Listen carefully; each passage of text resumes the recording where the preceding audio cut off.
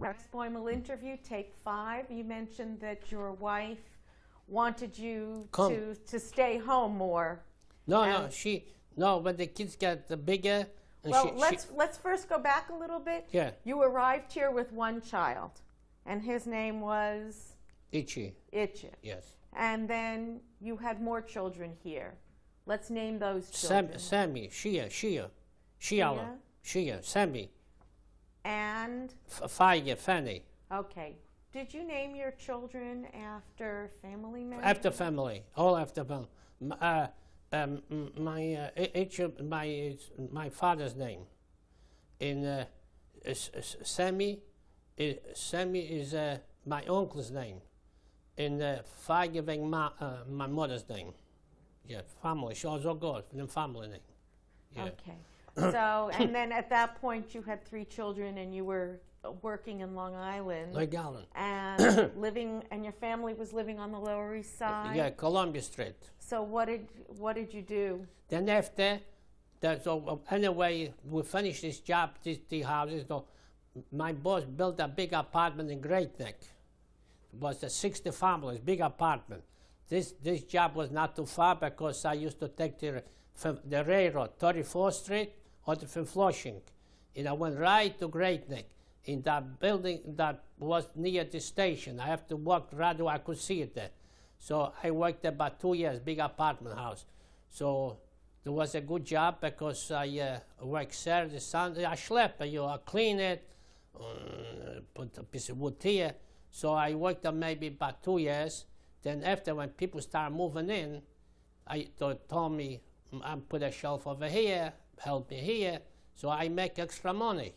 Because when they move in, they want something to do, and I got the idea. And I got the key from the warehouse. There was lumber, was everything what I got. So I help them, I make extra money. Help me this, help me that, make me a piece of sidewalk, make me this. And I worked about 2 years there. Then anyway, after this, we finished this job. So one man, I have that factory for soda. This was my last job, a soda factory. He said, I need a carpet now. I said, yeah, good. I said, years ago was wooden boxes. Remember wooden boxes? You have to put 2 nails here, put a wooden strap here. I said, okay, Mr. Shanik. The name is Shanik. So he said, yeah, I can work there. Okay. So the shop was at 23rd Eli Avenue, not far. Good. So he gave me a name. Go see my manager. So anyway, I know one find out. So the manager was American born. So I bring him the paper. So I say, well, he say, so I told him, how much you pay me? So he jumped on me. He said, what do you mean how much I pay you? You know, I want to know about smoking a cigar, but he go pay me good. He said, oh, why I pay you? I said, okay, I don't say nothing. He said, you give me, it was a union job too. So I don't know how much he told me, I don't know, $80 was was salary. So anyway, tomorrow he said, come in here. So I come here in the morning. It was a big branch there. It was another guy used to put a strap here, put a nail here, put a nail. So a shopster come in to me, a chairman, he say, you have to have a working card. You can't work, you got to have a permit. So on the 8th Street was the union. There was the office was Mr. Valek, a Jewish Valek. He was the supervisor from the union. He said to me, a Yiddish boy nimmt us an Arbeit. So a Jewish boy takes a job. Why you not take a trade? Even though I come from Europe, I have no trade. He said, a Jewish guy nimmt us an Arbeit. You mean a Jewish? Why you not learn a trade? Because this is slavery. I said, okay, I go on. So anyway, he gave me a permit. I brought next door the shops to come in to me, an Italian guy. Was working a few more, the bosses was Jewish, Mr. Zaks and Mr. Shanik. He was a son-in-law in Arganza Megillah. So anyway, I started working. The first couple of weeks was hard because, you know, I come a beginner, they give you the business. So when I make a box, I have to make a stock, you know, to 5. My boss come, I got to show him what I got here, you know. All right. I worked it twice. I used to know construction. So the foreman comes into me. He say, where you work? I say, I do. He said, my son got married. I need to paint couple rooms. I said, okay. The name was Tony Caparella. I said, okay, I'll do for you, a foreman. They say 5 o'clock I finish. He bring me there. Years ago paint was smelling. He took from the shop. The rest of Chazara, the waste paint, he was cheap. He wanted to buy good paint. So in the shop, all kind of junk. So anyway, I worked about 3 days, night when I brought me 5 o'clock. I worked at 8 o'clock. He brought me food. And I paid my apartment. I used to paint here too, this apartment, long time. So all right, I finished the apartment. He said, where you go work that way? You're not going to make no money in the boxes. You work with me on the conveyor. You make overtime on conveyor, production. I mean, there was a big conveyor, trucks. For the soda factory? Soda factory. I was the. How many years did you do that work then? I started 55, and I worked to now. So anyway, he liked. So then the boss told me too. Maybe you come to my house too, Shabbos, didn't you? Stop up a steer. So yeah, I came in. I was hungry for the money. I want to scoop up some money, and I worked there, in the shop. Then the boss, the guys. I was in the uni. Like 12 o'clock, you have to load the truck. The guys they don't want it. They want to play cards. They don't want to go. So I go. So one guy, I knew the shop store was. So I told him after 12 o'clock I go in the store. I bring you a beer. It's okay. So other guys walking. He's not in the uni, this, and he works overtime.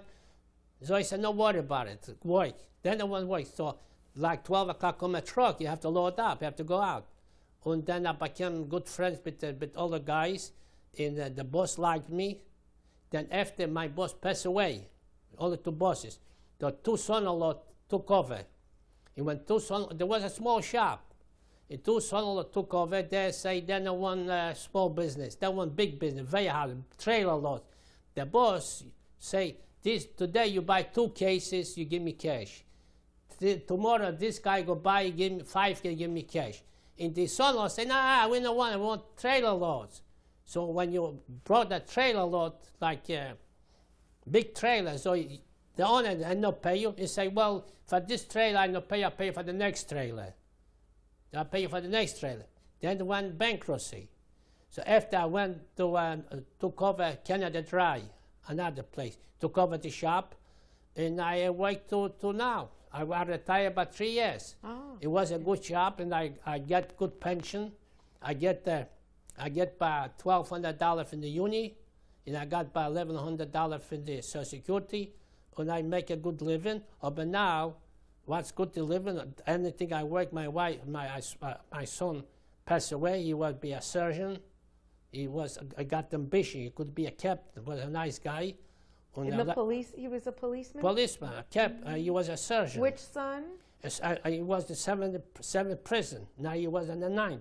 And what was which son was Sammy. Sammy. Yeah. Okay. I got a picture of Now, we'll show that at the end. I got a picture. But what I wanted to ask you was, in the jobs that you had, yes, and the people that you met when you first came here, did you ever talk about your Holocaust experience? Did they want to hear? I talked about them, yeah. So they knew it. Because my bosses used to have family there. So they knew. They knew the whole situation. They knew, everybody knew. They knew the shop, what happened. Okay. But I used to have a foreman. So I don't know how to write and read, you know. Like you give him back order. Like you got to make 5 cases here, 2 cases here, 3 cases here. So the foreman, I knew him already. He said, no, give to Max, give him just 1 item, 2 items. 2 items I can remember. So they knew already. They don't give me too much items. So they protected you. Yeah, so like you need 10 cases club soda, 5 cases cherry. There are 2 items, no more, 3 items most. I bet. So usually they give you a lot of items because you make 100 cases, you want 20 this, 10 this, 10 this. And I had time, I couldn't write and read so good. So the foreman already said, told Max just 2 items, 10 cases, bring him out, or I load a trailer, like I used to come a trailer, I used to go with the high-low in and take it out. load up. This I knew already because a solid trailer come. But like I go, you used to have a fridge there, was very cold. Used to go in there, so yeah, I used to get them on the truck, on the highway. I used to have a coat. When I go inside, I used to put it up. It was very cold. And I go out, I took it out. And I make good money there. Okay, but let me, I want to hear more about your family also. First of all, what was important to you when you were raising your children? What was the most important thing that you wanted? I wanted to, my kids should have, grow up, and they should get married, and should lot of nachas. He should have lot of, they should be good. Anyway, what kind of education did they give? Well, you give them? my daughter bought this house. Well, before that, when they were children, what kind of education? I sent them to Talmud Torah, all of them. Yeah, sent them to Jewish school, Talmud Torah. What was it like for you when your sons had bar mitzvah? Oh, I was happy, yeah. My son used to bar mitzvah in the Romain Shishil. Yeah. I used to say Haftorah. I went to a bakery because it was Shabbos, So I went to a bakery and I bought cake. And I went to a delicatessen. He used to be a fridge there and a special room for bar mitzvahs, weddings. And they brought in the morning there. On Shabbos, my wife, a couple more friends, served the tables. And after bar mitzvah, we went down. Was no music, but it was a little party. We made a little party. Yeah. And then I make a party for Fanny. And then for was this for bat mitzvah? Did she have a bat mitzvah? No, Fanny got 16. There was 16. Yes, there was a place there, and I ordered some food, and all girls come. There was 16. Yeah. And then we once there. Yeah. Then I went to. Then I was working hard. And my daughter bought a house. I chipped in some money, and Then my other son. I put the money up there too put the payment. And he left 2 kids. He went skiing and he got a heart attack and passed away. And then there was a good boy, and now I miss him. And then my wife got sick, left the dad. She got Alzheimer's. And now I work so hard and I got nothing to show because my wife is sick. She got Alzheimer's. And now my life is more waste in the camp. Nothing. It's not, I could live, I got money, I got everything. And I am not too much, I'm happy, I got grandsons, I got daughters, sons. It could be better. When you look up, down, you see waste. People are better, but the waste. That's this part from your life. Somebody is more lucky, somebody less. Somebody is better for me, and somebody better ways for me. I got a couple friends where they pass away, and now we all old. You could enjoy it, and you can enjoy it. You got money, you got everything, you can enjoy it, because you're not allowed. You can eat this, you can do this, you can do this, and when you're young, you save for the rainy day. All the people from the company, they pull the freight for tomorrow, the freight. Well, I don't know who's making better, the guy who spent or the guy who saved. So I don't know. I think the guy who spent make better. But while we save, you say Jewish for a tavu. You save money for the devil. When I used to work, I used to eat from the pocket. When I have $1, I have to work take a bus to the subway. No, I don't want to change the $1. I walk to the subway. I don't want to take a bus. I don't want to change the $1. Tell me what has been the happiest time of your life? Happiest time. Well, happiest time I survived in the cassette, and I got grandsons, grandkids. I got a daughter, two sons. Too bad I lost the other son. And they carry my name. After 100 years, they remember. Boimal, they know. That's the whole, yeah. What would you like your family, your children, your grandchildren to have learned from the experiences that you had in the Holocaust? My kids are too small, and then the people from this growing people, they don't believe too much, because then the kids in this country, when they're born here, they can believe. I can believe myself what's happened. I mean, that's true. There was happened. Only thing they see on the television, only thing they see in the movie, they say, but like that, I don't think so. They know some. They're too young to know. They're too young to know, because they don't believe it's going to happen like that. I saw yesterday on the television, you saw Charles Toyton on the television, but it was the Nova was. There was one, the show you had one, I think he was a German or something. Well, he was with the Jews, he helped Jews, so he said, it was a doctor, and the doctor, he was like a doctor. He said, they told him, just not give too much water to them, just give them a sip, not a swallow. But guess it was on the television, Nova. There was people like skeletons. Yeah, right after the war. Yeah, yeah, it was skeleton. And then I just find out in my life one thing. You have to be lucky, and you have to have patience. And you don't have to overdo it. Just do a plain living, nice living, and no jump around too much. You know, that's why I figure. That's my in the blood like that. You don't have to just get the money, throw in the sewer, but, you know, live a comfortable life. That's all the Polish people like that, because we brought up in our family.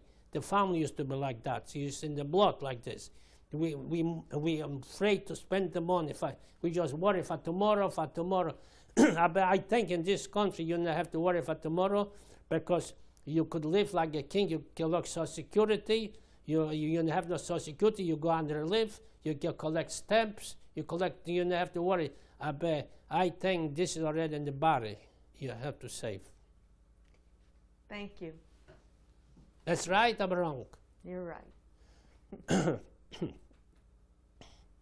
Jewish English? Could you introduce us to your daughter? This is my daughter, Feige, and it's my good daughter, and she takes care of me. I need something, she helped me, and she's good. Now, I know that both of your parents were Holocaust survivors. How much did you know growing up of their wartime experience? Well, my mother used to tell us some stories. I mean, she would tell us how she tried to escape when they were on the trains. After the war, when she was released, she went back to her town to see if anybody was left, and she said how she, jumped on different trains and she hid in different places because she was afraid that the Polish people were still trying to get them. And she went back, and there was no one there. And she ended up being fixed up with my father, she said. A friend of hers said, I know Mylech, he has no family, he's a good man.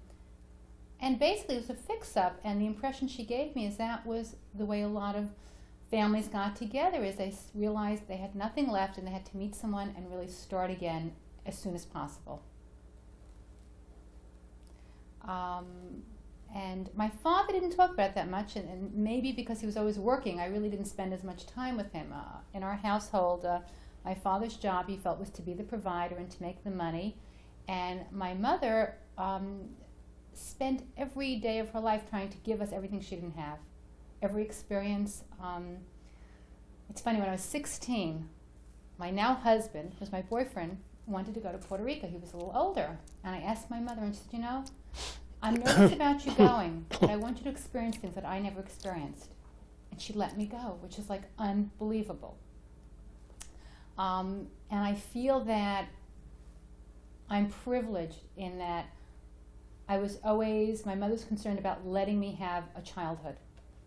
And I look at a lot of my friends, and I have to look at my sister-in-law who resents growing up. She had to be an adult at an early age. She had to take care of her 3 siblings.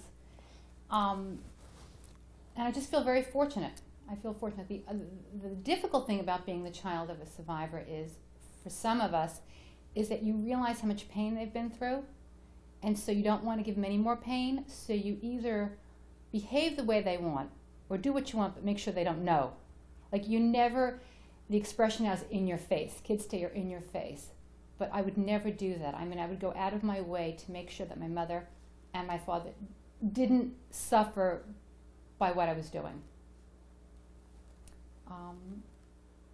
What would you want to say to your Well, father in light of all of this? Well, what I'd like to say is that having gone through so much and to live through a time where people didn't care about you, where there was nothing, to be able to come through that and still be able to take care of someone else when you've never experienced that, I mean, from a very young time in your life, is something that it's hard to believe that you can come through and be so concerned with making sure that we have everything that you didn't. That's right. To give us a life that you didn't have. And to receive such joy from us. And unfortunately, sometimes pain when it didn't work out. And to have to go through so much and then to have to lose a son when you've lost so much. There's no words to describe that. Mm. It's just a terrible thing. And you're both you and Mommy were very, very strong people. I mean, I know that I have friends whose parents were survivors, and some of them turned to alcohol to deal with it and had different problems. But in the scheme of things, we're a fairly functioning family, which I think is amazing, and it's a testimony to the people to who you and Mommy were and are. And I wish that Mommy were still in a position that she could appreciate things that, for someone who only went to second grade, if she knew now that her granddaughter was at Vassar, I mean, to her, that would be the most amazing thing. And unfortunately, she's not able to appreciate those things, although she did get to take care of her grandchildren and be with them. Oh, and I have a wonderful picture of my mother with my... And Can we I will go? show that. Okay, We can great. show that. And just shows the love that my mother had for my little daughter when she was born. And I feel very lucky, and I just can't believe how you've come through this and how well you're doing. I could never do it. I mean, I'm just too soft. So. Thank you. Can you describe this picture, Mr. Boimal? This picture, I'm my mother's on the bottom. I am on the top, with the head, and then my. Okay, let's have your mother's name. Your mother is the third from the left. What is her name? My Feige. Okay. And then. And behind her is you and your name. Meiler. Okay. And was the picture? The of picture you? I took before the century in Paul, long time before the wall. Okay, but your picture that's in it. My picture I took in here. I once stayed with my family, with my mother, so I got in the back with my head. Is me. So you added that. I added up, yeah. And then on the bottom, with the beard, the old man is my grandmother, my grandma, and my grandmother. Your grandfather and your grandmother Yeah. and their And then names? all my I think the Shebeya, the grandma, and then the other one is my uncles, my aunts. And the tall guy is my uncle. He used to be here in the United States And with his the head. name? Mushel. Thank you. Can you describe this picture? When was it taken? This picture is taken after the war in Landsberg. We used to be like a national guard. All of my friends. We used to have fun. We used to belong to as an organization. And all the sticks we got looked like guns. Just not guns. Okay, and which one are you? Mine with the hand up on the knees, one knee down. Are you the fourth one from the right on the bottom row? I'm the second from the bottom. You're the second from the other side. I've got the knee on the top. My hands on the knee. Okay. And just all of my friends. Thank you. Okay. This after the war, I used in the camp. I hold traffic. I direct traffic. My hand is out, and I got like a little flag. And where was this? It was Landsberg Aller. And your name? My name is Meiler, Boimal. Describe this picture. Who's in it? This picture is me, my wife Heide, and Meiler. They took it after the war. This is my girlfriend was. We had not got married yet. And where is it? Landsberg am Lech. Landsberg. Describe this picture. This is a picture my wife Heide and my son Itcher. They took in Landsberg after the war. He used to have baby. Okay.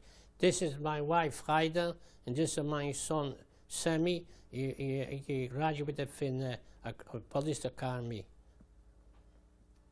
Where? In what city? in New York City. And do you remember approximately what year? No, I don't remember. I think you said earlier it was around 1985. 1985. Okay.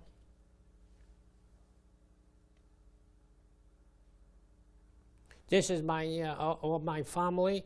In the front is Fanny, Michael, Rebecca, Itchy, Susan, Peter, my wife Haida, me, Meiler, and Bonnie, Ilana, and Mark on the bottom.